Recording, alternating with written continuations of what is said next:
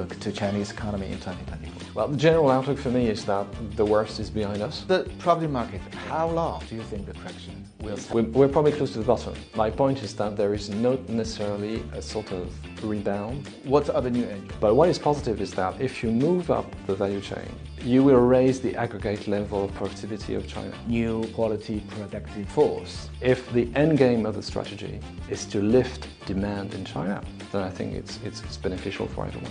The Bank of Switzerland cuts the interest rates recently. Which one will be the next? The ECB. The disband of the Magnificent Seven. The general story probably remains valid, but you probably want to dig deeper into the details. 欢迎收看《顶级投资人》，本期嘉宾是安盛集团首席经济学家 Julie Moik， 他同时也是安盛集团旗下的安盛投资管理的研究主管。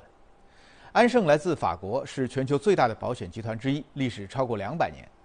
安盛集团在1994年创立了安盛投资管理，截止2023年年底，安盛投资管理旗下管理的资产规模达到8440亿欧元，是欧洲乃至全球领先的资管机构之一。2024年，中国明确了经济转型的道路，也就是通过往价值链的上游走，来提升制造业的水平和全要素生产率。局里在采访中表示，这一战略选择绝对是必要的。Thank you, Joe, very much for your time to take this interview. Most welcome. Let's talk something about China. First of all, what is your general outlook to Chinese economy in 2024? Well, the general outlook for me is that the worst is behind us. That 23 was definitely tough. My starting point is very simple. It's that China remains the world's biggest producer of manufactured goods. And the manufacturing cycle at the global level has been depressed since basically the reopening of the economies after COVID for very simple reasons. The manufacturing cycle seems to be normalizing.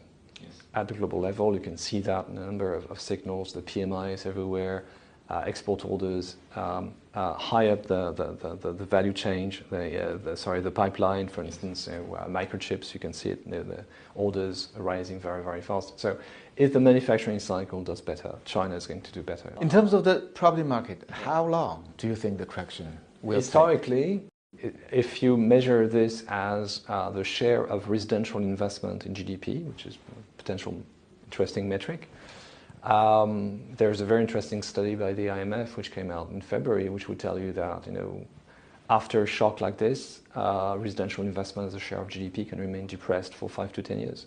5 to 10 years. I mean, if we calculate the cycle starting from 2020, now it's 4 years, so it's close to the bottom.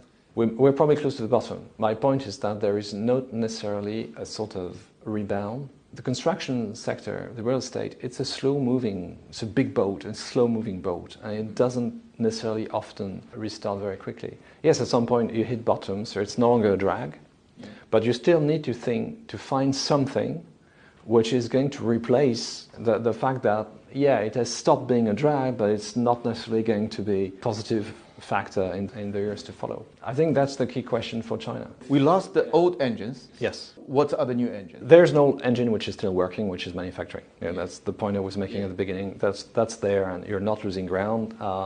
For all this talk about decoupling, China remains the biggest manufacturer. That's there. There's no question about this. But we need to find something to replace real estate. What China is doing at the moment, which is to try to move up the value chain, and this focus on productive quality. If it's solely used to raise exports, I think it will end up with quite a few issues. It can work, but it may trigger some tensions. But what is positive is that if you move up the value chain, you will raise the aggregate level of productivity of China. And you can do a very nice thing with productivity gains. You can actually increase real wages. And that would actually be a way to reflate consumer spending. So you've got more, continuation of innovative manufacturing, generating productivity gains, using those productivity gains to expand real wages and expand demand. And then you can get into a mutually beneficial relationship. New quality productive force. To me, the point is, what is the end result of this strategy? I think that the strategy in itself is definitely what is needed. You want, especially In an economy that is aging, you cannot count day in, day out on a sort of steady flow of newcomers on the labor market. You need to find something else, and that something else is productivity. Now the question is, what do you want to make of those productivity gains? If the end game of the strategy is to lift demand in China, then I think it's beneficial for everyone. 全球股市今年一季度表现亮眼，是5年来涨幅最大的第一季度。局里在采访中表示，未来的动力似乎没有之前那么强，而且所谓的美股科技七雄在一季度的表现也出现了明显分化，这说明投资人对人工智能的关注进入了一个更为挑剔的下一个阶段。Fed, given the recent astonishing economic data, the job data, the CPI data, do you have some new forecast about the Fed's move this year? Well, 6 months ago when the market was expecting 6 cuts in 2024, I was expecting 3. So now the market is expecting maybe less than 3. I'm still expecting 3 cuts in 2024, so call me stubborn. What I've done is that we moved the timing of the first cut because we expect starting from July, with some risk that it slips into September, obviously. Why we changed the timing but retained the quantum, that's because I think the overall story in the US is still very much consistent with the beginning of an easing, or to be more precise, the removal of some of the restriction. Another thing is that I think in the inflation numbers at the moment, there are lots of idiosyncratic issues which have nothing to do with the underlying economic situation. At some point it's going to stop. But starting to cut rates doesn't mean that interest rates are going to fall a lot. I think the terminal rate will remain high, will remain higher than what we used to have. For me, it's a case of, central bank, Fed, starting to normalize things a bit, but 10-year yields ending the year maybe 4%. Bank of Switzerland cuts the interest rates recently, which is the first major central bank to do the cuts. So which one will be the next? The ECB. ECB maybe will find some independence from the Fed. Yeah, I mean, obviously it's true that the US market remains the dominant financial market of the world. However, in Europe at the moment, we have some very, very different dynamics than in the US. Productivity growth in the US is massively higher than what you would find in Europe.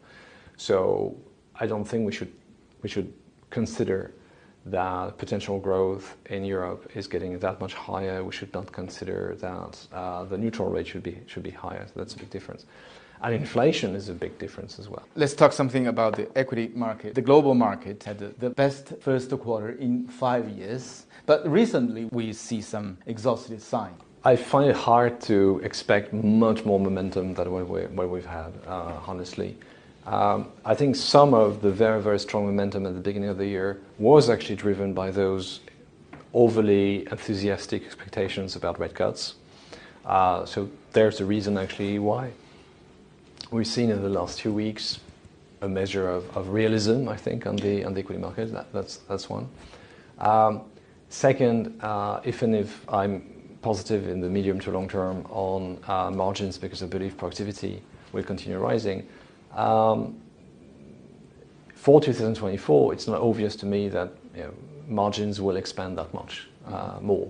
The very interesting thing from the starting of this year is the disband of the Magnificent Seven. Some are still up, some are down. So what does that mean? I think, first of all, there can be a sort of pattern around tech, which is that at the beginning of tech wave, a lot of investors are not going to necessarily discriminate that much across names. They just want to buy the narrative of the sector in general.